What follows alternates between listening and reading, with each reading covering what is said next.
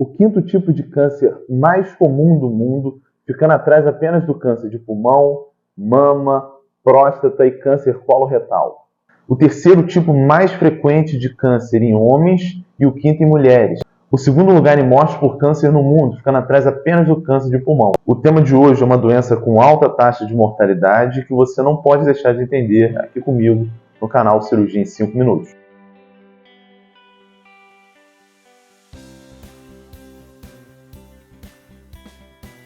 Muito prazer, meu nome é Fernando Eyer, médico e residente em cirurgia geral. Estou aqui toda semana para trazer um tema novo e explicar de forma resumida as doenças mais relevantes do nosso meio. O tema de hoje é o câncer gástrico ou câncer de estômago. Para começar a entender essa doença é importante dividir a população acometida em dois grandes grupos. Primeiro, pacientes mais velhos, homens, negros com mais de 50 anos. E o segundo, mulheres mais jovens. O paciente com essa doença vai chegar para a gente com uma síndrome dispéptica, geralmente associada a algum sinal de alarme. Então, assim, resumidamente, vai chegar para a gente relatando enjoo, vômitos, uma sensação de que come e que o estômago fica cheio muito rápido, ou seja, uma saciedade precoce, uma plenitude pós-prandial. E muitas das vezes esse paciente vai experimentar uma perda ponderal, ou seja, uma perda de peso muito intensa em poucos meses. Então é o paciente que começa a perder roupa, as roupas ficam muito largas, ou ainda começa a perceber que o cinto está ficando muito frouxo. Isso tudo traduz para a gente de forma indireta que esse paciente está perdendo muito peso. E aí o que acontece? Com alguns exames complementares, incluindo o hemograma, muitas vezes a gente descobre anemia, ou seja, hemoglobina muito baixa, e outros sinais que a gente vai comentar mais adiante. E em casos mais avançados, a gente pode chegar a encontrar a queixa de dificuldade para deglutição, ou seja, o paciente tenta comer alguma coisa sólida e parece que aquilo não desce. Ou, em caso de doenças mais avançadas, o paciente tenta beber alguma coisa e aquilo também não desce legal. Então, assim, a disfagia é um sinal de doença um pouco mais avançada. Ao examinarmos esse paciente, a gente pode procurar ali alguns outros sinais de doença mais avançada também. A gente pode fazer a palpação do abdômen.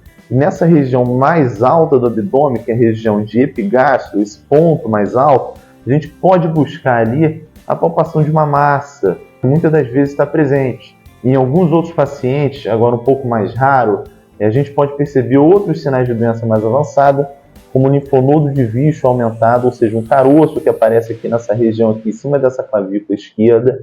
A gente pode perceber um relato aqui na região do umbigo, de um caroço que aparece aqui perto do umbigo, e aí isso é um outro sinal de doença avançada também, o linfonodo da irmã Maria José, um caroço aqui embaixo da axila esquerda. Isso traduz para a gente, é o sinal de íris, dentre tantos outros sinais clínicos de doença avançada desse tipo de tumor. Para descobrir essa doença, a gente tem que fazer uma endoscopia digestiva alta, e aí a gente vai prosseguir com a biópsia da lesão que a gente encontrar e, posteriormente, com o estudo anatomopatológico e imunohistoquímico. A endoscopia é fundamental, é o exame mais importante que você pode imaginar para o câncer de estômago. Por quê? Caso ache uma lesão no estômago, a gente consegue medir o tamanho dessa lesão, a sua distância para duas estruturas importantes dentro do estômago, a mais alta que é a junção esôfago-gástrica e a mais baixa que é o piloro, o grau de infiltração que essa lesão vai ter ali na parede do estômago, dentre tantas outras informações que vão permitir ao médico e à sua equipe definir corretamente qual vai ser a modalidade terapêutica, ou seja, a forma de tratar. Então, para o diagnóstico, a gente faz a endoscopia. Agora, para o estadiamento, a gente tem uma série de outros exames.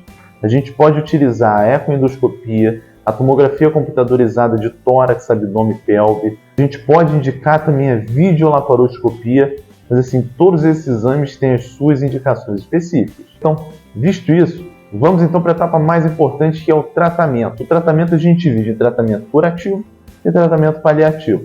A cura só é possível com a remoção de todo o tumor com margens livres de doença, ou seja, margens que não tenham mais o câncer. Além disso, esse procedimento tem que ser associado à linfadenectomia D2, que a gente chama, ou seja, remoção de um grupo de linfonodos que ficam ao redor do estômago. Além disso, a gente pode considerar uma quimioterapia antes da cirurgia ou ainda depois da cirurgia, ou seja, neoadjuvância ou ainda adjuvância. Agora, com relação ao tipo de cirurgia, nós temos duas modalidades.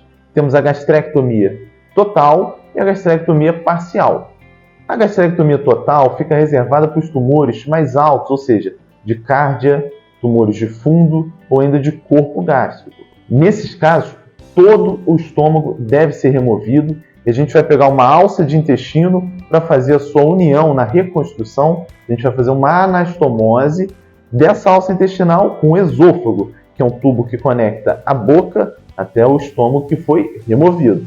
Para tumores mais baixos, ou seja, de antro ou de piloro, a gente não tira todo o estômago, mas sim uma parte do estômago. Geralmente 75% do estômago, mais o piloro e mais 2 centímetros do duodeno. Então, assim, todas essas estruturas saem da peça cirúrgica. E aí, para fazer a reconstrução do trânsito, para o paciente voltar a comer, a gente vai pegar uma alça de intestino e vai juntar lá no estômago, ou seja, fazendo uma gastroenteroanastomose. Aí o paciente come pela boca, desce o esôfago, chega no estômago remanescente e já corre para o intestino.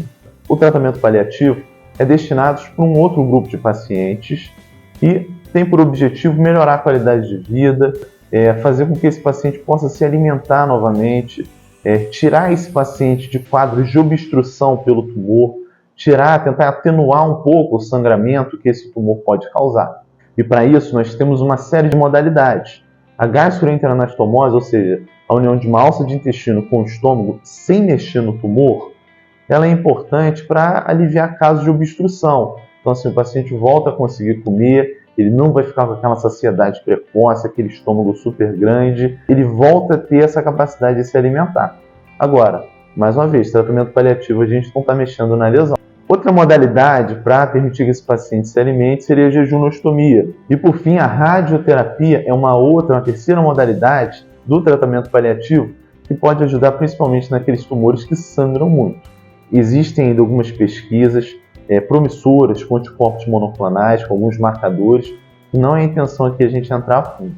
Bom, em resumo, o que a gente tem que sair daqui entendendo é o seguinte: aquele paciente com aqueles sinais e sintomas que a gente comentou, ele deve ser investigado.